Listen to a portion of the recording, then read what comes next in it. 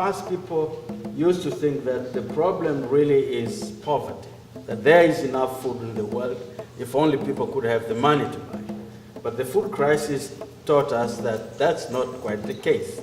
2010 must be the year for global action on food security, for really figuring out the nuts and bolts of how the U.S. government assistance can be more responsive to country-determined priorities.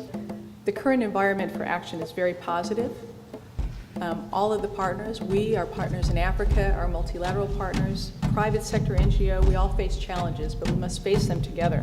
We want to emerge from this conference at the end of tomorrow with a clear, shared understanding of what the priority challenges are that we must address together, and what are the key pragmatic steps that we all should take over the next 12 to 24 months. Exactly how you make that work and achieve the accountability and everything.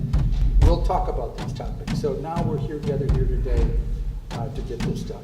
We have a lineup of very distinguished individuals, very knowledgeable and very committed to the issues at hand. This is an opportunity for us to experiment with innovative approaches. We believe that this is an important period that will lead the way for broader foreign assistance reform.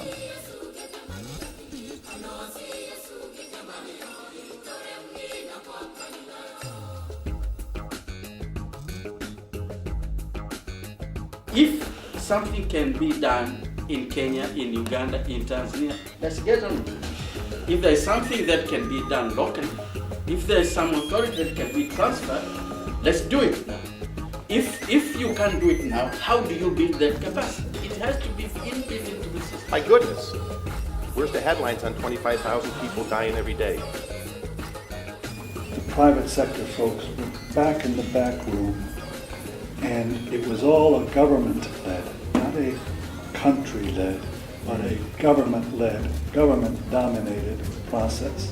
I do hope that at the end of our forum tomorrow, we will come out, if not with all the answers, but with pointers that will help all our partners in Africa, in rich countries, and in multilateral financial institutions to make food insecurity history in Sub-Saharan Africa.